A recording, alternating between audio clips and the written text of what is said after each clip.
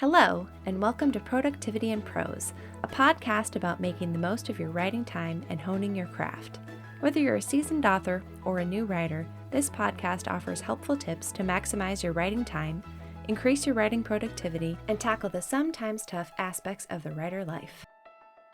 Hi, I'm your host, Emily, author of Suspended in the Stars, among other things, and today's topic is, what does getting serious about your writing look like? What does it take to be a professional writer? Does that change based on taking an independent or traditional publishing route? What things can you put into practice now as a newer writer that will help your future writing career? We're going to tackle these questions and more in today's episode, but I want to make sure you know that while the majority of this episode will be geared towards newer writers, there will be some helpful tips for the seasoned author, most notably a traditional author who might want to dip their toes into the independent publishing world. When we talk about getting serious about our writing, we're basically saying we don't want to view it as a hobby any longer. We're moving from the person who says, I'd like to write a book someday, to, I'm writing a book. When you get serious about anything, hobby or not, it generally means that that thing has more of your focus and you're no longer accidentally falling into it. You're doing it on purpose. To do writing on purpose often has the end result or goal of being published traditionally or independently. I think the first step then to taking your writing seriously is to make that mental shift. As a writer, you are then writing for publication, not just writing for fun. You are choosing to be a professional writer, so let's start there. What does it take to be a professional writer? A lot of what we've talked about already on the podcast are things that will help us with this, but I'd like to distill those down into some quick points for us today. We're going to start with writing skills of all levels. To be a professional writer means that you have to be able to, write. I know, it seems obvious, but a lot of newer writers want to jump past this step. They've written their book, but they haven't had it critiqued or edited, and part of honing your skills is putting your writing through a refining process. This is a very important step and is part of being a professional writer. Just because you're eager to be published doesn't mean you can skip past critique and honing your skills. But the good news is that this is part of becoming a professional writer, not a beginner step. In addition to this, you not only have to be able to write a good book, but you have to be able to talk and write about it in a condensed manner. Yep, you have to be able to share your pitch and write a synopsis. Yes, they are the bane of most writers' existence. And yes, most of the time we writers can write 100,000-word books and not be able to write a 3-page synopsis. But it's a skill we have to work on if we want to enter the publishing space. Next up, you have to write to the end. You might laugh that I put this on my list, but honestly, I think one of the biggest things that separates hobby writers from professional writers is being able to get to the end of a book. You can start as many book ideas as you want and each time avoid the difficulty of wrapping it all up by the end by switching to a new idea. But if you never write to the end and then jump back in to self-edit, you're not setting yourself up for success. Getting serious about your writing means sticking with it, even when it's difficult. Then you have to understand the process and the market. Knowing how to get your manuscript in front of an agent or an editor is important. So is knowing what it takes to be independently published. Whatever direction you're heading in, do your research. And just as important, knowing who your audience is and what they are reading is also important. I personally don't think a writer can exist outside of a reader. You need to be both. Then you need to have the right idea.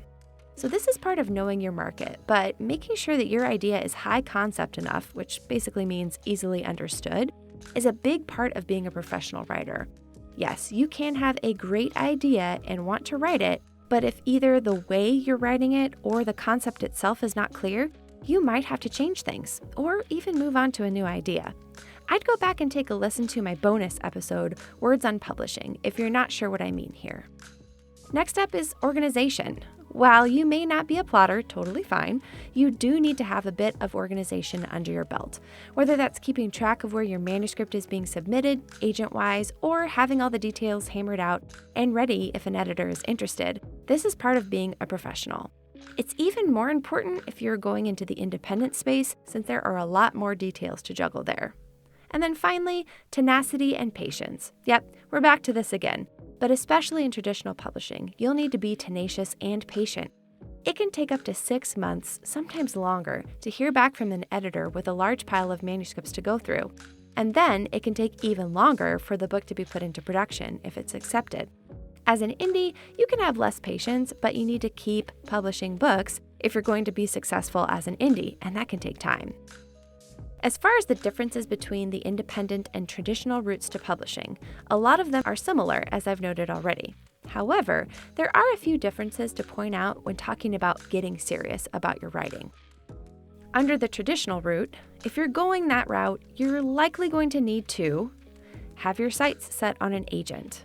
Make an effort to meet those agents in person, like going to conferences, which means you'll be spending money on your craft before you're actually making it.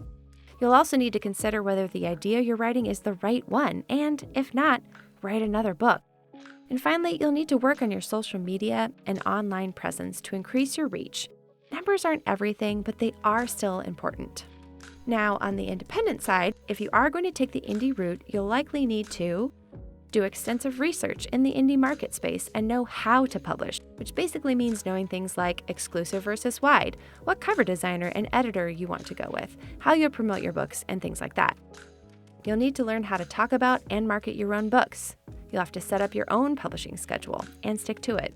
And you'll need to plan to spend money on the effort and know that it won't all come back to you immediately.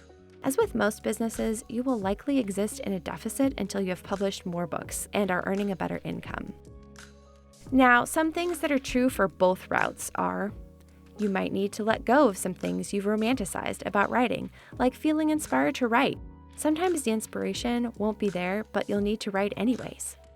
You'll need to learn how to write on a deadline, even if it's just a personal one for indie publishers. And you'll need to learn how social media can best help sell your books. Finally, let's take a look at things that you can put into practice now as a newer writer that will help your future writing career. You can start off by giving yourself deadlines. Yep, even if you are a baby new writer, try giving yourself deadlines to finish things by. Bonus, tell your writing group or a friend about this deadline so you can be held accountable. You should write even when you don't feel like it. This is a hugely important skill to master, and to me at least, is one of the quintessential things that differentiates a hobby writer from a professional one. It's really easy to write when you're inspired and you're having fun, but pushing past the times when you're just not feeling it is really the hallmark of a professional writer. You should get critique on your writing now. Yes, have eyes on it, learn from others, and be open to gentle critique. Find a writing friend group now. These are the people who will be with you no matter what, and even if you aren't at the submission stage yet, find this group and cultivate it because you'll need them when you are. You should read craft books, attend conferences, and learn as much as you can. Early in your writing career is the best time to learn best practices about writing, how to plot a novel, how to set up your writing spaces, and so much more. You should keep future ideas written down somewhere, especially where you can find them. Knowing when an idea is too big for you is a good thing. Keep the idea written down somewhere where you can find it, but don't worry if now's not the right time to write it. That time will come. You should grow your audience now.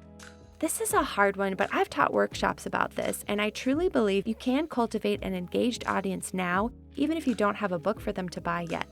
You grow your audience around you, and when it's time, they'll be there to support you. And then you should write. Yes, while all of these things are important, the most important in my mind is to write. Remember, this isn't hobby writing. This is fleshing out an idea from start to finish and then going back to edit it until you're satisfied with it. It may not be perfect, and you may need to shelve the idea and start your next book, but that's all part of the process. If you want to get serious about your writing, make sure you're taking time to hone your writing skills, doing research in the areas you'd like to be published in, organizing your efforts, and being tenacious about it. Take the plunge with the mental shift that you are no longer a hobby writer, but a professional one, which means that sometimes you write when you don't feel like it, and you set deadlines and goals for yourself. And finally, remember the most important thing of all. Getting serious about your writing means you write. If you're struggling to find time to write in the midst of a busy schedule, check out episode 8, Ways to Balance a Busy Schedule and Writing Time. I think you'll find some helpful tips there. In the next episode, I'll be talking about some world-building hacks, and I have got a fun surprise to share with you all. Thanks so much for listening, and don't forget to dream big and write boldly.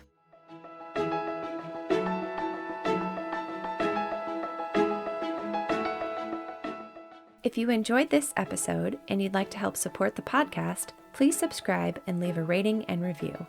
If you're looking for more writing inspiration, community, craft tips, and behind-the-scenes content, consider joining the EAH Coalition on Patreon with various levels of free and paid support. You can also connect with me on Instagram at CreateExploreRead and find out more about me, my books, and my design business on my website, eahcreative.com. Productivity in Prose is an EAH Creative production.